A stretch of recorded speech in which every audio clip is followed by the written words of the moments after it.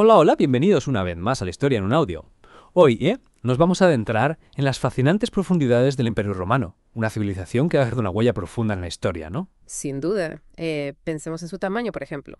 En su apogeo, el Imperio Romano abarcaba la friolera de 5 millones de kilómetros cuadrados. Un territorio más extenso que, bueno, más grande que muchísimos países actuales juntos. Y su influencia en la civilización occidental es innegable. El derecho, la lengua, la religión, la arquitectura. Encontramos ecos de Roma incluso en nuestro día a día. Es realmente asombroso cómo una civilización de hace tantos siglos puede seguir teniendo tanta relevancia. Pero claro, no todo era togas y filosofía, ¿no? Gladiadores, intrigas palaciegas, carreras de carros. Roma también tenía su lado salvaje. Por supuesto, era una sociedad compleja, con luces y sombras. Para comprender su impacto real, debemos comprender primero sus orígenes. ¿Te has preguntado alguna vez cómo se transformó la República Romana en un imperio? La verdad es que sí.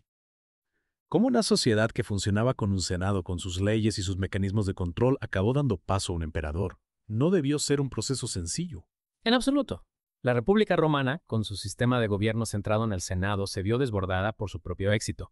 A medida que sus conquistas se expandían, el Senado se enfrentó a la difícil tarea de controlar provincias cada vez más lejanas, cada una con sus propias costumbres y necesidades. Imagino que gestionar un territorio tan vasto con tantas culturas diferentes debió ser un auténtico desafío. Exacto. Y a esto se sumaba el creciente poder del ejército. Las continuas campañas militares otorgaron a algunos generales un gran prestigio y una influencia política que en ocasiones desafiaba la autoridad del Senado.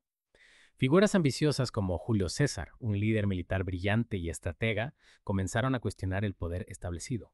Julio César, un nombre que resuena a lo largo de la historia. Sus conquistas en la Galia lo convirtieron en un héroe para muchos romanos, pero su ambición desmedida también despertó recelos y enemistades en el Senado. Efectivamente.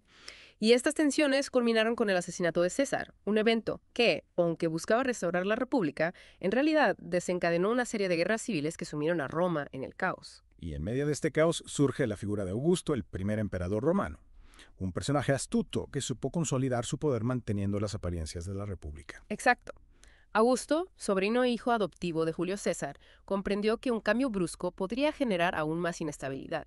Por ello, conservó algunas instituciones republicanas, como el Senado, pero concentró el poder real en sus manos. Y con su llegada se inauguró un periodo de paz y prosperidad sin precedentes, la Pax Romana. 2 siglos de estabilidad y expansión que permitieron al Imperio Romano alcanzar su máximo esplendor.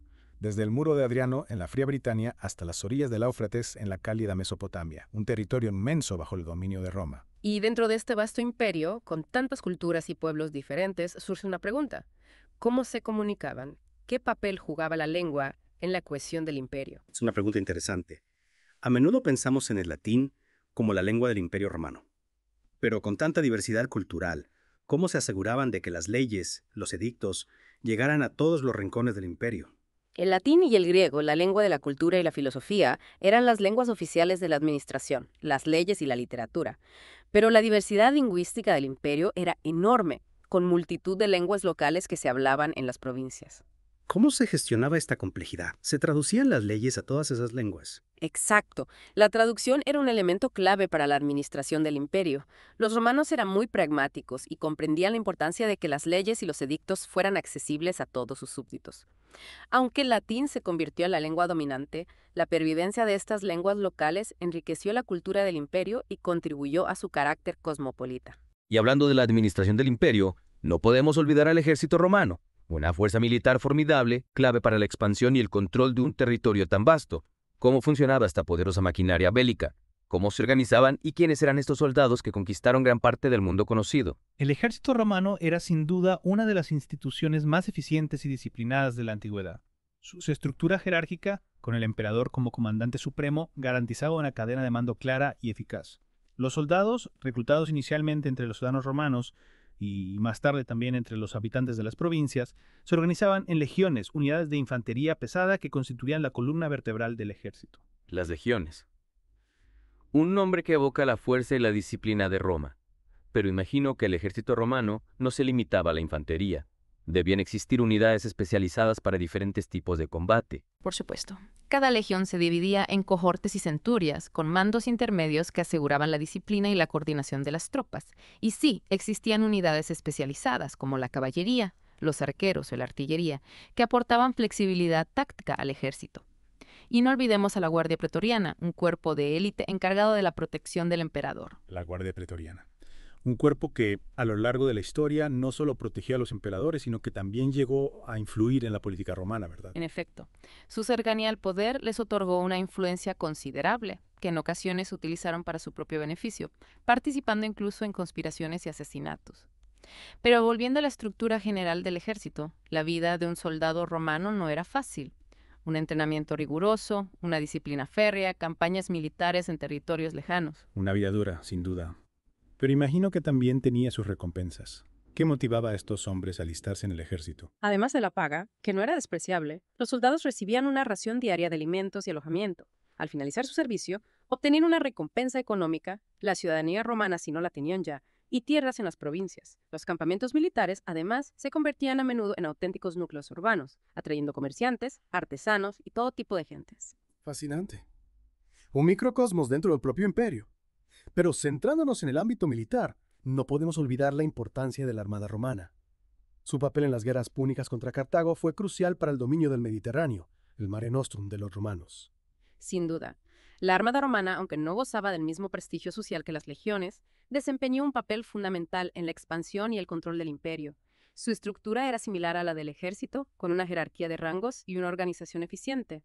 Sus barcos, desde las ligeras galeras hasta los imponentes quinquerremes, patrullaban el Mediterráneo asegurando las rutas comerciales y protegiendo las costas de los ataques enemigos. Unas embarcaciones imponentes. ¿Y qué hay de la economía que sustentaba a este vasto imperio? Con tantos territorios, tantas ciudades. ¿Cómo funcionaba la economía romana? La economía romana se basaba en la agricultura, la minería y el comercio. A diferencia de los sistemas económicos modernos, no existía un banco central ni una regulación estricta de la actividad bancaria. ¿Y cómo se realizaban las transacciones comerciales? ¿Qué tipo de moneda utilizaban? El comercio se realizaba mediante el intercambio de bienes y el uso de monedas. Roma acuñaba monedas de oro, plata y bronce que circulaban por todo el imperio, facilitando el comercio a gran escala. El transporte marítimo y fluvial, gracias a la armada, era el más utilizado para las mercancías, mientras que la extensa red de calzadas romanas facilitaba el transporte terrestre. Esas calzadas romanas, auténticas obras de ingeniería que aún hoy en día podemos admirar en algunos lugares. Una red de comunicaciones que conectaba todos los rincones del imperio. Exactamente. La red de calzadas romanas no solo permitía el movimiento de tropas, sino también el transporte de mercancías, el correo imperial y, en definitiva, la conexión entre las diferentes provincias. Eran un símbolo del poder y la eficiencia de Roma. Y hablando de la sociedad romana, ¿cómo era la vida en este crisol de culturas? ¿Cómo se integraban los diferentes pueblos conquistados en el imperio? El imperio romano era una sociedad multicultural con una gran capacidad para asimilar a los pueblos conquistados. Roma no imponía su cultura por la fuerza, sino que fomentaba un sentido de identidad común, la romanidad, a través de la participación en la vida pública y el disfrute de los espacios comunes. Foros, anfiteatros, termas. Esos baños romanos no solo eran lugares de higiene, sino también centros de socialización, ¿verdad? Sí, las termas romanas eran un punto de encuentro para personas de todas las clases sociales, un lugar para relajarse, charlar, hacer negocios. Eran un símbolo de la vida urbana y de la integración social en el Imperio Romano. Una sociedad compleja, sin duda. ¿Y cómo se estructuraba? Había una clara división entre ricos y pobres. La sociedad romana se organizaba en órdenes, una estructura más compleja que la simple división entre ricos y pobres. Existían dos órdenes principales: la senatorial, compuesta por las familias más poderosas y adineradas, y la ecuestre, que incluía a comerciantes, banqueros y otros ciudadanos con un alto nivel económico. Pertenecer a una orden otorgaba ciertos privilegios y permitía acceder a cargos públicos. ¿Y qué hay de la ciudadanía? Un concepto fundamental en Roma. Todos los habitantes del imperio eran ciudadanos romanos. No, la ciudadanía romana era un privilegio reservado a una parte de la población. Otorgaba derechos políticos, como el derecho a voto, y protecciones legales. Inicialmente, la ciudadanía estaba limitada a los habitantes de la ciudad de Roma, pero se fue extendiendo a medida que el imperio crecía. Y la esclavitud, una institución presente en muchas sociedades antiguas, ¿cómo encajaba en este sistema social? La esclavitud era una realidad cotidiana en el imperio romano, aunque su base no era racial, como en otros momentos de la historia. Los esclavos eran prisioneros de guerra, personas endeudadas o víctimas del tráfico de personas. ¿Y qué derechos tenían? ¿Había alguna posibilidad de que un esclavo obtuviera la libertad? Los esclavos no tenían derechos legales y eran considerados propiedad de sus amos. Sin embargo, existía la posibilidad de la manumisión, es decir, la liberación de un esclavo por parte de su amo. Es interesante ver cómo la sociedad romana, a pesar de la esclavitud, ofrecía algunos mecanismos para que un esclavo pudiera alcanzar la libertad. Y hablando de la sociedad romana, ¿qué papel jugaba la religión en sus vidas? La religión romana era politeísta, es decir, creían en la existencia de múltiples dioses. Cada familia tenía sus propios dioses domésticos y también se rendía culto a las divinidades oficiales del Estado, como Júpiter, Marte o Venus. Y con la llegada del cristianismo, ¿cómo se integró esta nueva religión en el panorama religioso romano? El cristianismo, en sus inicios, fue visto como una secta judía y fue perseguido por las autoridades romanas. Sin embargo, su mensaje de amor, salvación y esperanza se extendió rápidamente por el imperio, especialmente entre las clases populares. A principios del siglo IV, el emperador Constantino legalizó el cristianismo, un evento que marcaría un antes y un después en la historia de Roma y de Occidente. Un cambio radical sin duda, de la persecución a la religión oficial. Pero antes de adentrarnos en la era cristiana del Imperio Romano, me gustaría saber más sobre la vida cotidiana en las ciudades romanas. Las ciudades romanas eran auténticos hervideros de actividad, centros de comercio, cultura y política. Su diseño, inspirado en los modelos griegos, se caracterizaba por sus calles rectas, sus plazas públicas y sus monumentales edificios públicos. Y en cuanto a las viviendas, ¿cómo eran las casas de los romanos? Había mucha diferencia entre las casas de los ricos y las de los pobres. Las viviendas romanas variaban mucho según la clase social. Las familias adineradas vivían en domos, casas espaciosas con un patio central, decoradas con mosaicos y frescos. Las clases populares, en cambio, habitaban en insulae, edificios de apartamentos de varios pisos, más modestos y con menos comodidades. Es interesante ver cómo la estructura de las ciudades romanas, con sus domus e insulae, se asemeja en algunos aspectos a las ciudades modernas. ¿Y qué me dices de la educación? ¿Cómo se formaban los jóvenes romanos? La educación romana se centraba en la formación moral y práctica, con un fuerte énfasis en la retórica y la oratoria. Los niños de familias adineradas recibían una educación formal, primero con un maestro particular y luego en escuelas públicas. Las niñas, en cambio, solían aprender en casa, aunque algunas recibían instrucción en lectura, escritura y música. La capacidad de hablar en público era muy valorada en la sociedad romana, ¿verdad? Así es. La elocuencia era considerada un signo de distinción social e intelectual, fundamental para el éxito en la política y en la vida pública. Y después de un día de trabajo o estudio, ¿cómo se divertían los romanos? ¿Qué hacían en su tiempo libre? Los romanos disfrutaban de una gran variedad de entretenimientos, desde los juegos de mesa hasta las grandes celebraciones públicas, las carreras de carros en el Circo Máximo, las representaciones teatrales, los combates de gladiadores, espectáculos que reunían a miles de personas ávidas de emociones fuertes. Los gladiadores, un espectáculo brutal pero muy popular en la antigua Roma. ¿Quiénes eran estos hombres que luchaban a muerte en la arena? Los gladiadores eran en su mayoría esclavos, prisioneros de guerra o criminales condenados a luchar. Algunos, sin embargo, eran hombres libres que buscaban fama y fortuna en la arena. ¿Y qué me dices de las carreras de carros? ¿Eran tan populares como los combates de gladiadores? Las carreras de carros eran un espectáculo multitudinario, con miles de personas abarrotando el Circo Máximo. Los aurigas, los conductores de los carros, eran auténticas estrellas, admirados por su destreza y valentía. Imagino la emoción de la multitud, las apuestas, la adrenalina. Exacto. Las carreras de carros eran un fenómeno social que trascendía el simple espectáculo deportivo. Y hablando de cultura, ¿qué legado nos dejó Roma en el ámbito artístico? Roma heredó la tradición artística griega, pero desarrolló su propio estilo, especialmente en la arquitectura, la escultura y el retrato. El Coliseo, el Panteón, auténticas maravillas de la arquitectura romana. ¿Qué las hacía tan especiales? La arquitectura romana se caracterizaba por su grandiosidad, su solidez y su uso innovador de materiales como el hormigón. Los romanos no solo construían para la eternidad, sino que también se preocupaban por la funcionalidad y la estética de sus edificios. El hormigón, un invento romano. Es increíble cómo una civilización tan antigua pudo desarrollar técnicas de construcción tan avanzadas. Y en cuanto a la escultura, ¿qué podemos destacar? La escultura romana se caracterizaba por su realismo, especialmente en el retrato. Los romanos buscaban representar la individualidad de la persona, capturando sus rasgos físicos y su personalidad. Un reflejo de su interés por la historia y por la memoria de sus antepasados. Así es. El arte romano era un instrumento de propaganda y de exaltación del poder imperial, pero también un reflejo de la vida cotidiana y de las creencias de la época. Y es que el Imperio Romano, como todas las grandes civilizaciones, tuvo su fin. Es inevitable preguntarse, ¿qué factores llevaron a la caída de un imperio tan poderoso? ¿Cómo se gestó el declive de Roma? El declive del Imperio Romano fue un proceso complejo y multifactorial. Entre las causas podemos destacar la presión de los pueblos bárbaros en las fronteras, la crisis económica, la corrupción política, la inestabilidad interna. Un cóctel explosivo que acabó con el imperio más poderoso de la antigüedad. En el año 476 d.C., el último emperador romano de Occidente fue depuesto, marcando el fin de una era.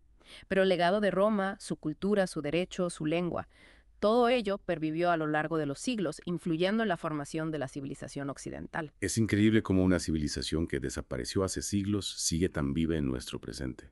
En efecto, en la próxima parte de nuestro recorrido, nos adentraremos en los últimos siglos del Imperio Romano, explorando su transformación y su legado. No se lo pierdan. Hasta la próxima. Continuamos explorando las complejidades del Imperio Romano, adentrándonos ahora en un periodo crucial, la época tardía. A menudo la historia de Roma se presenta como un relato de gloria y expansión, pero la realidad es que el imperio, como cualquier otra civilización, también tuvo sus momentos de crisis y transformación. Es cierto. El siglo III d.C., si no me equivoco, trajo consigo una profunda crisis que puso a prueba la solidez del imperio. Guerras civiles, invasiones, una crisis económica. ¿Cómo logró Roma hacer frente a estos desafíos? El siglo III d.C. fue una época turbulenta para el Imperio Romano. Las luchas internas por el poder debilitaron la autoridad imperial, mientras que en las fronteras la presión de los pueblos bárbaros, como los godos y los francos, aumentaba cada vez más. Ante esta situación, varios emperadores intentaron implementar reformas para salvar el imperio. ¿Qué tipo de reformas? ¿Podemos hablar de algún emperador en concreto que destacara por sus medidas? Diocleciano, por ejemplo, fue un emperador que comprendió la necesidad de cambios drásticos. Dividió el imperio en dos partes, Oriente y Occidente, para facilitar su administración y defensa. Esta división administrativa, aunque en principio buscaba fortalecer el imperio, sentó las bases para la posterior separación definitiva entre las dos mitades del mundo romano. Una decisión pragmática, aunque con consecuencias a largo plazo. Y hablando de emperadores reformadores, no podemos olvidar a Constantino, una figura clave en la historia del imperio, y en particular en la historia del cristianismo. Efectivamente. Constantino no solo impulsó reformas administrativas y militares, sino que también legalizó el cristianismo y lo convirtió en la religión oficial del imperio. Esta decisión, tomada a principios del siglo IV, tuvo un impacto enorme en la sociedad romana y en la historia de Occidente. La conversión de Constantino al cristianismo, ¿fue un acto sincero o una estrategia política para unificar un imperio en crisis? Es un debate que sigue abierto entre los historiadores. Es difícil conocer las verdaderas motivaciones de Constantino. Algunos historiadores creen que su conversión fue un acto genuino de fe, mientras que otros argumentan que se trató de una astuta maniobra política para ganarse el apoyo de la creciente comunidad cristiana y consolidar su poder. Sea como fuere, su decisión de abrazar el cristianismo tuvo consecuencias trascendentales. Supuso un cambio radical en la mentalidad romana, que hasta entonces había sido politeísta. ¿Cómo se vivió esa transición? ¿Desaparecieron por completo las antiguas creencias y prácticas romanas? La transición al cristianismo no fue un proceso inmediato ni homogéneo. Durante siglos, las antiguas creencias y prácticas romanas coexistieron con el cristianismo. En algunas regiones, la cristianización fue más rápida, mientras que en otras, los cultos tradicionales persistieron durante más tiempo. Un proceso complejo, sin duda. Y centrándonos en la vida cotidiana, ¿cómo afectó la crisis del siglo III a la sociedad romana? Más allá de las reformas políticas y religiosas, ¿cómo impactó en la vida de las personas? La crisis económica y la inestabilidad política del siglo III tuvieron un profundo impacto en la vida de las personas. La inflación, la escasez de alimentos, la inseguridad en las calles. Muchos ciudadanos perdieron sus ahorros y sus propiedades y el nivel de vida descendió considerablemente. Un periodo difícil, sin duda. Y las ciudades, esos centros neurálgicos del imperio, ¿cómo se vieron afectadas por la crisis? Las ciudades romanas sufrieron las consecuencias de la crisis, pero no desaparecieron. Siguieron siendo importantes centros de población y de actividad económica, aunque a menor escala que en épocas anteriores. La construcción de nuevas infraestructuras, como acueductos y termas, continuó en algunas ciudades, lo que indica que aún había una cierta vitalidad urbana. ¿Y la cultura, cómo evolucionó en esta época? ¿Se produjo un declive o por el contrario surgió una nueva forma de expresión artística? A pesar de la crisis, la cultura romana no se extinguió. La literatura, el arte y la filosofía siguieron desarrollándose, aunque con nuevas influencias y tendencias. El cristianismo, por ejemplo, introdujo nuevos temas y una nueva sensibilidad en el arte romano. ¿Y qué me dices de la educación? Siguió siendo importante la formación de los jóvenes en un periodo tan convulso. La educación, aunque sufrió recortes y cambios, siguió siendo valorada en la sociedad romana. Las escuelas de retórica y gramática continuaron funcionando, y el conocimiento del latín y del griego seguía siendo esencial para acceder a puestos en la administración imperial. Hablando de la administración imperial, no podemos olvidar al ejército, clave para la defensa del imperio. ¿Cómo se adaptó el ejército romano a la nueva situación? Se produjeron cambios en su estructura y en sus métodos de reclutamiento. El ejército romano, pilar fundamental para la supervivencia del imperio, sufrió una profunda transformación durante la época tardía. Ante la escasez de reclutas romanos, se incorporaron al ejército soldados de origen bárbaro, lo que cambió la composición étnica y cultural de las legiones. También se adoptaron nuevas tácticas y estrategias militares, adaptándose a los nuevos enemigos y a las nuevas realidades del campo de batalla. Y la armada siguió teniendo un papel relevante en la defensa del imperio. La Armada romana, aunque no desapareció por completo, perdió importancia en esta época. Las guerras civiles y las invasiones bárbaras se libraron principalmente en tierra firme, lo que relegó a la Armada a un segundo plano. Sin embargo, siguió desempeñando un papel importante en la protección de las rutas comerciales y en el control de algunas zonas costeras. ¿Y la economía cómo evolucionó en esta época? ¿Logró recuperarse de la crisis del siglo III o, por el contrario, se agudizaron los problemas? La economía romana, aunque experimentó algunos momentos de recuperación, nunca volvió a alcanzar la prosperidad de los siglos anteriores. La inflación, la devaluación de la moneda, la inseguridad en las rutas comerciales, todos estos factores dificultaron el comercio y la producción. La agricultura, base de la economía romana, se vio afectada por la inestabilidad y la escasez de mano de obra. Y con la llegada del cristianismo y su expansión por todo el imperio, se produjeron cambios significativos en la vida social. ¿Cómo afectaron los valores cristianos a la sociedad romana? La expansión del cristianismo tuvo un impacto profundo en la sociedad romana, transformando sus valores y sus estructuras. Se promovieron nuevos valores, como la caridad, la compasión y la humildad, que contrastaban con los valores tradicionales romanos de la gloria militar y el poder terrenal. Se construyeron iglesias y monasterios, y la figura del obispo adquirió gran relevancia en la vida social y política de las ciudades. Un cambio de mentalidad que se refleja también en la estructura familiar. Exacto. El cristianismo promovió un modelo de familia basado en el amor y el respeto mutuo, en el que la mujer tenía un papel más destacado que en la sociedad romana tradicional. Se condenó el infanticidio y el abandono de niños, prácticas relativamente comunes en la época pagana, y se valoró el matrimonio como una unión sagrada e indisoluble. Sin duda, la llegada del cristianismo supuso un cambio radical en la sociedad romana, sentando las bases para la formación de una nueva civilización, la civilización cristiana de la Europa medieval. Pero el Imperio Romano, a pesar de su declive, no desapareció de la noche a la mañana. ¿Qué ocurrió con su legado? ¿Cómo influyó en la formación de la Europa medieval y del mundo occidental? El legado del Imperio Romano, a pesar de la caída de su parte occidental, pervivió durante siglos. El derecho romano, el latín, la arquitectura, todos estos elementos fueron transmitidos a las nuevas sociedades que surgieron tras la caída del imperio, influyendo en la formación de la Europa medieval y del mundo occidental. Es fascinante cómo una civilización que desapareció hace tantos siglos sigue tan presente en nuestro mundo. Su influencia se puede apreciar en muchos aspectos de nuestra cultura, desde el lenguaje hasta el derecho, pasando por la arquitectura y el arte. Ciertamente, el estudio del Imperio Romano nos permite comprender mejor nuestras propias raíces y los cimientos de nuestra civilización. Y aún nos quedan muchas cosas por descubrir de este apasionante periodo histórico. En la próxima parte de nuestro viaje exploraremos el fin del Imperio Romano de Occidente y el nacimiento de una nueva era, la Edad Media. No se lo pierdan. Hasta la próxima. Continuando con nuestro viaje por la historia del Imperio Romano, llegamos a un punto crucial, la caída del Imperio Romano de Occidente. Tras siglos de dominio, ese coloso que se extendía desde las brumas de Britania hasta las cálidas arenas de África, se fragmentó, dando paso a una nueva era. Es un periodo fascinante y a la vez un tanto melancólico. ¿Qué factores precipitaron este colapso, este fin de una era? ¿Fue un proceso repentino, un declive gradual que culminó con la caída de Roma? La caída del Imperio Romano de Occidente no fue un evento repentino, sino un proceso complejo que se extendió a lo largo de varios siglos. Diversos factores contribuyeron a este declive. La presión de los pueblos bárbaros en las fronteras, la crisis económica que debilitó las estructuras del Estado, la inestabilidad política con frecuentes luchas por el poder, la corrupción que minó la confianza en las instituciones. Todo ello creó un caldo de cultivo propicio para la desintegración del imperio. Y en medio de este torbellino de acontecimientos, ¿qué ocurrió con la ciudad de Roma?